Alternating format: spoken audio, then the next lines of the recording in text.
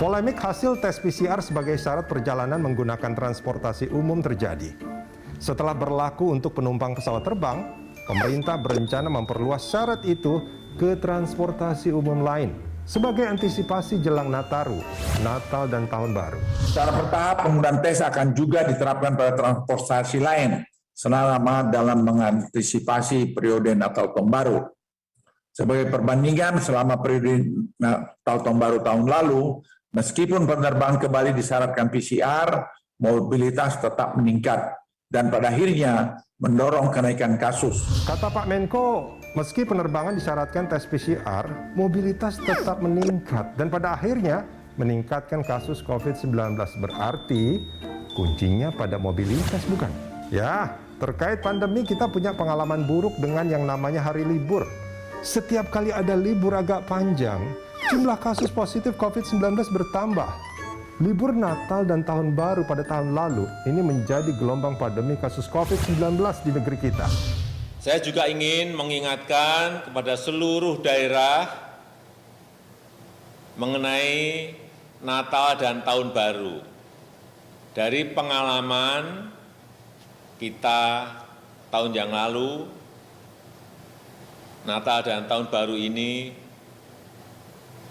memberikan efek peningkatan penyebaran COVID yang tidak kecil. Kita tentu tak ingin peningkatan kasus COVID-19 meningkat kembali. Paling tidak sudah 2 kali gelombang pandemi corona menerjang dan membuat bangsa ini kepayahan. Rumah sakit luber dengan pasien. Banyak pasien tak tertangani hingga akhirnya memunculkan banyak kesedihan. Sekarang kita masih dalam situasi pandemi, hanya saja lebih terkendali. Positivity rate di bawah 1%, sesuatu yang sangat menjanjikan. Pembatasan sosial alias PPKM perlahan diturunkan. Di sebagian daerah, kapasitas penumpang transportasi umum tak lagi dibatasi.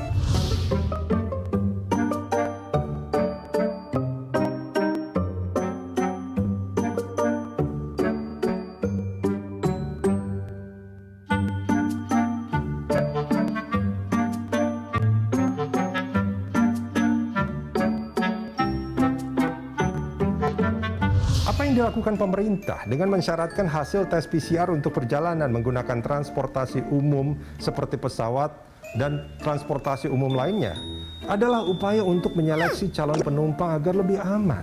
Namun, ada yang menilai syarat itu tak efektif. Ada juga yang menilai tak efektif karena harga yang menjadi beban masyarakat.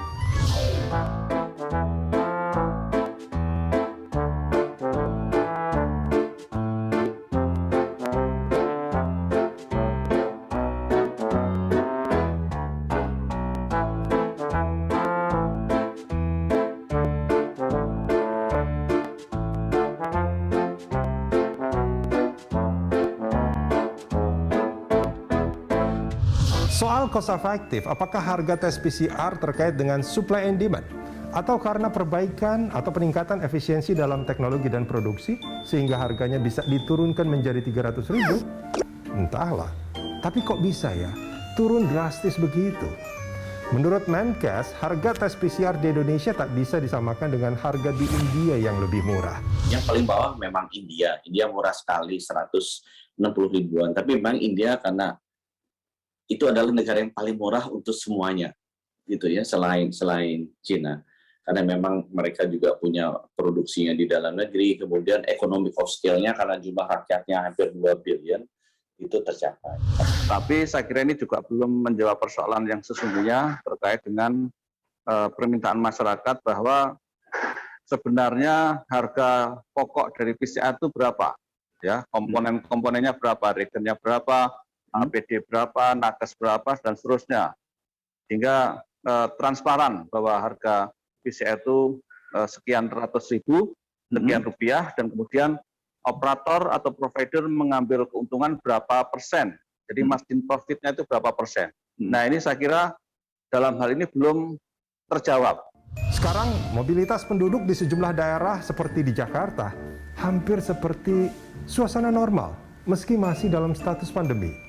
Tentu ada kekhawatiran meski ada harapan pandemi terus terkendali dan syarat tes PCR adalah upaya untuk melakukan itu.